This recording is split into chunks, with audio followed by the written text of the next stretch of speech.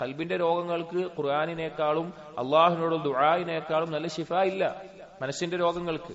അത് നമ്മൾ മനസ്സിലാക്കണം. എന്നിട്ട് നമ്മൾക്ക് ഞെരുക്കങ്ങൾ ദുനിയാവിൽ ഉണ്ടാവാതെ നമുക്ക് രക്ഷപ്പെടാൻ പറ്റില്ല. ദുനിയാവിൽ എന്തെങ്കിലും ഞെരുക്കങ്ങൾ ഉണ്ടാകാതെ സുഗമമായി പോവുക എന്നുള്ളത് ദുനിയാവിന്റെ നിയമത്തിൽപ്പെട്ട കാര്യമല്ല. ദുനിയാവ് എന്ന് പറഞ്ഞാൽ ബല എന്ന് പറഞ്ഞതാണ്. പക്ഷെ ആ സന്ദർഭത്തിൽ നമ്മൾ എത്രത്തോളം അള്ളാഹുലേക്ക് മടങ്ങുന്നു, അള്ളാഹുലേക്ക് അടുക്കുന്നു എന്നതാണ് വിഷയം.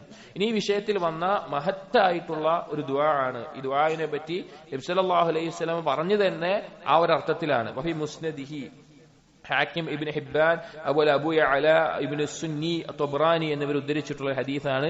മിൻ ഹദീസ് അബ്ദുല്ലാഹ് ഇബ്നു മസ്ഊദ് ഖാല റസൂലുള്ളാഹി സ്വല്ലല്ലാഹു അലൈഹി വസല്ലം നബി സല്ലല്ലാഹു അലൈഹി വസല്ലം പറഞ്ഞു, മാ അസാബ അഹദുൻ ഖത്തു ഹമ്മുൻ വലാ ഹുസ്നുൻ.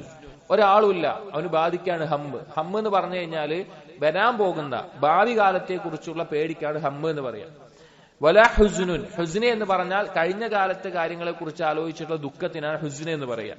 ഇതൊരാൾക്ക് ബാധിക്കുന്നില്ല. അവൻ എന്നിട്ട് ആ സമയത്ത് പറയാണ്, ഫഖാല, അവൻ പറയും, അല്ലാഹുമ്മ ഇന്നി അബ്ദുക്, അല്ലാഹുവേ ഞാൻ നിന്റെ അടിമയാണ്. ഇബ്നു അബ്ദിക്, നിന്റെ അടിമയുടെ മകനാണ്. ഇബ്നു അമതിക്, നിന്റെ അടിമ സ്ത്രീയുടെ മകനാണ്. നാസിയതി ബിയദിക്, എന്റെ കുടുംബ, എന്റെ നിയന്ത്രണം മുഴുവൻ നിന്റെ കയ്യിലാണ്.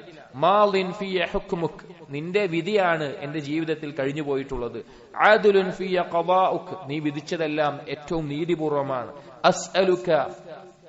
അസ്അലുക അല്ലാഹുമ്മ ബികുല്ലി ഇസ്മിൻ ഹുവ ലക്, ഞാൻ നിനക്കുള്ള എല്ലാ നാമം കൊണ്ടും ഞാൻ നിന്നോട് തേടുകയാണ്, അഥവാ അതിനെ മുൻനിർത്തി തേടുകയാണ്.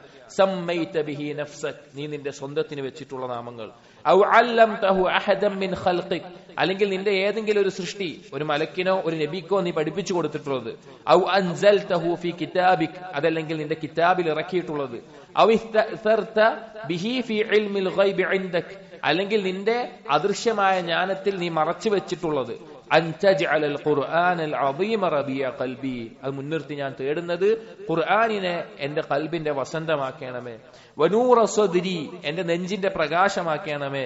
വജലാഅ ഹുസ്നി വദഹാബ ഹമ്മി, എന്റെ ദുഃഖങ്ങളെ ഒഴിവാക്കുന്ന, എന്റെ ഭയപ്പാടുകളെ ഇല്ലാതാക്കുന്നതാക്കി നീ മാറ്റണമേ. എന്നിട്ട് പറയാണ് നബി സല്ലല്ലാഹു അലൈഹി വസല്ലം, ഇല്ലാ അദ്ഹബല്ലാഹു അസ്സ വജല്ല ഹമ്മഹു വഹസനഹു വഅബ്ദലഹു മകാനഹു ഫർഹ.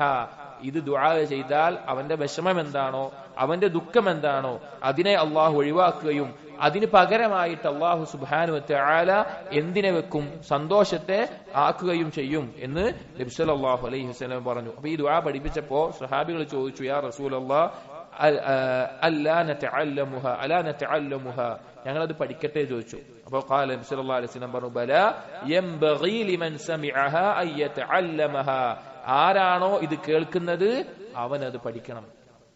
ആരാണോ ഇത് കേൾക്കുന്നത് അവനത് പഠിക്കട്ടെ എന്ന് നബി സല്ലല്ലാഹു അലൈഹി വസല്ലമ പറയുകയുണ്ടായിട്ടുണ്ട്. ജീവിതത്തിൽ ഞെരുക്കങ്ങളിൽ അനുഭവിച്ചിട്ടുള്ള ആളുകൾ ഈ ദുആ കൊണ്ട് ഏറ്റവും വലിയ സമാധാനം കണ്ടെത്തിയത് നമുക്ക് കാണാൻ സാധിക്കും. നമ്മുടെ ജീവിതത്തിൽ പഠിച്ചിരിക്കേണ്ട, നബി സല്ലല്ലാഹു അലൈഹി വസല്ലം പറഞ്ഞതുപോലെ ഇത് കേട്ട ആളുകൾ അത് പഠിക്കട്ടെ എന്ന് പറഞ്ഞതുപോലെ ജീവിതത്തിൽ പഠിച്ചിരിക്കേണ്ട ഒരു ദുആ ആണിത്.